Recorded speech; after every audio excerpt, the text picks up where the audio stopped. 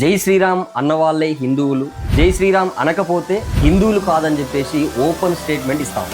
హిందువులు అంటే ఎవరని చెప్తారు? జై శ్రీరామ్ అనే ప్రతి ఒక్కరు ప్రౌడ్ హిందూ. నేను జై శ్రీరామ్ అనకపోతే నేను హిందువుని కాదు.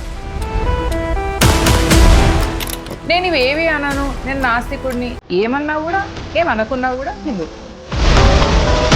అంటే మీరు ఓపెన్ స్టేట్మెంట్ ఇస్తున్నారు. నేను చాలా ఇంటర్వ్యూలో చూసి నేను లెట్ మీ ఆన్సర్. మీరు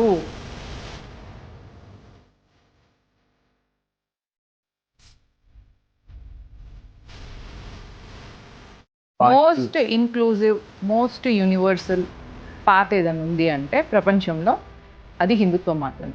అంటే మీరు అంటున్నారు కదా జై శ్రీరామ్ అంటేనే హిందువులు అంటున్నారు కదా, మరి పార్టీలో ఉన్నటువంటి లీడర్లు కూడా జై శ్రీరామ్ అనకపోతే వీళ్ళు హిందువులు కాదు అనేటట్టుగా బట్టగాల్చి మీదేస్తున్నటువంటి పరిస్థితి అయితే చూస్తున్నారు కదా రాష్ట్రంలో. నేను భారత్ మాతాకి జై కూడానా, నేను వందే మాత్రం కూడానా, నేను జై శ్రీరామ్ కూడానా అని అంటే అప్పుడు కొంచెం ఏదో తేడా ఉంది అని. దేశం కోసం, ధర్మం కోసం దేశాన్ని రక్షిస్తున్నది ఎవరండి? వందే మాతరం గానం వస్తుంటే కూర్చొని ఉండేవాడు భారతీయుడు. భరతమాతకి ఎంతమంది మొగుళ్ళు అని మాట్లాడే ఒక పాస్టర్, వాడు భారతీయుడు. భారత్ మాతకి జై అని నేను అనను, వందే మాతరం అని కూడా నేను పాడను అని అనేవాడు భారతీయుడు. మీరు దీనికి ఆన్సర్ చెప్పండి. అంటే నన్ను మీరు ఇంటర్వ్యూ చేస్తున్నట్టయితే నేను ఆన్సర్ చెప్తా. నేను మిమ్మల్ని ఇంటర్వ్యూ చేస్తున్నా కాబట్టి నా ఆన్సర్లే మీరు క్వశ్చన్. ఎందుకంటే మీ క్వశ్చన్లో క్లారిటీ లేదు. ఎస్, మీరు ఎందుకంటే క్లారిటీ ఉన్నది లేదు. ఒకటి సైంటిఫికల్లీ డిఎన్ఏ చెక్ చేయండి. భారతదేశంలో ఉన్న ముస్లింలది, భారతదేశంలో ఉన్న క్రిస్టియన్ల డిఎన్ఏ. చాలా పెద్ద కాంట్రవర్సీ మాట ఇది. దానికి ముస్లిమ్స్ ముస్లిమ్స్ క్రిస్టియన్స్ డిబేట్ కి రమ్మను. ముస్లిమ్స్ క్రిస్టియన్సే ఒప్పుకుంటారు, మీరు ఒప్పుకుంటలేరు. మీకు న్యూస్ కావాలి, కాంట్రవర్సీ కావాలి. ఇప్పుడు దేశవ్యాప్తంగా ఒక పెద్ద పోరాటం జరుగుతుంది. గోవులని కట్ చేయొద్దు, ఆవు దూడలు కానీ ఇవి బీఫ్ కిందికి రావు. వెస్ట్ బెంగాల్లో మనం చూసిన ఒక స్టేట్మెంట్, ముస్లిమ్స్ వాళ్ళు డైరెక్ట్గా గోవుని జాతీయ జంతువుగా చేయాలని చెప్పేసి వాళ్ళకు ప్రకటన చేశారు. బీజేపీ పార్టీ వాళ్ళు దానికి అంగీకరిస్తున్నారా, వ్యతిరేకిస్తున్నారా? అంత పెద్ద జంతువుని వాళ్ళ ఇంటి ముందట కోసి మొత్తం ఏర్లుగా రక్తం ప్రవహిస్తుంటే క్రూయల్గా అయిపోతుంది. అంటే రక్తంని చూసినా వాడికి సింపుల్గా అయిపోతుంది. అదే రేపు ఎవరైనా మనిషిని చంపినప్పుడు వచ్చే రక్తం కూడా వాడికి పెద్ద తేడా కనిపించదు. Cockroach Janata party social media వేదికగా పుట్టినటువంటి పార్టీని చూసి బీజేపీ పార్టీ ఎందుకు భయపడుతుంది? Cockroach Janata party Aam Aadmi 2.0. ఇట్లా ఇప్పుడు చీడ పురుగు ఒకటి వచ్చింది అనుకోండి, సో వెంటనే హిట్ కొట్టాలన్నమాట. ఒకటి కనిపించగానే హిట్ కొట్టాలి.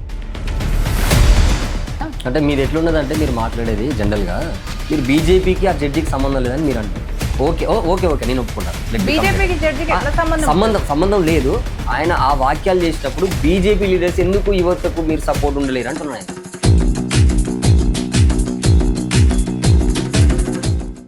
సో ఇప్పుడు మన ముఖ్యమంత్రి, తెలంగాణ రాష్ట్ర ముఖ్యమంత్రి హిట్లర్ నాకు ఆదర్శం అన్నాడు. ఇట్లా ఇటలీ మాత అయినా, ఇటలీ దేశస్తురాలైన సోనియాని ఇంప్రెస్ చేయడం కోసం రేవంత్ రెడ్డి గారు కల్వకుంట్ల కవిత గారు తెలంగాణ రాష్ట్రంలో మహిళలకి ముందు వరుసలో ఏ పార్టీ కూడా అవకాశాలు ఇస్తలేదు.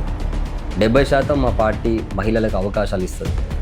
మహిళా నాయకత్వం చాలా అవసరం తెలంగాణకు అని చెప్పి ఒక పార్టీని పెట్టింది. సామాజిక తెలంగాణ అంశం పాంచజన్యం అనే ఒక 5 సూత్రాలతో ముందుకు వస్తున్నారు. మష్బూష్ మారేడుకాయ వేసిన అన్నట్టున్నది కవితక్క ముచ్చట. ఇప్పుడు కొండా సురేఖ గారు మొన్న ఒక 1 కోటి రూపాయల డొనేషన్ ఏదో ఇచ్చినట్టుంది ఒక చర్చికి.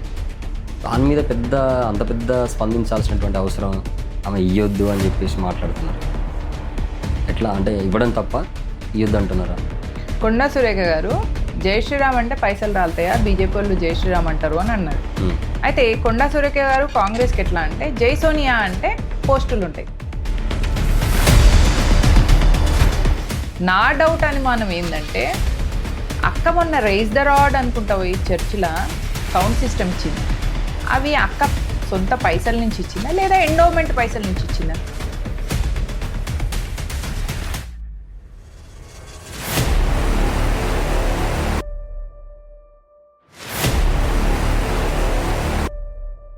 ఇలాంటి మరిన్ని వీడియోల కోసం మా యూట్యూబ్ ఛానల్ను లైక్ చేసి సబ్స్క్రైబ్ చేసుకోండి.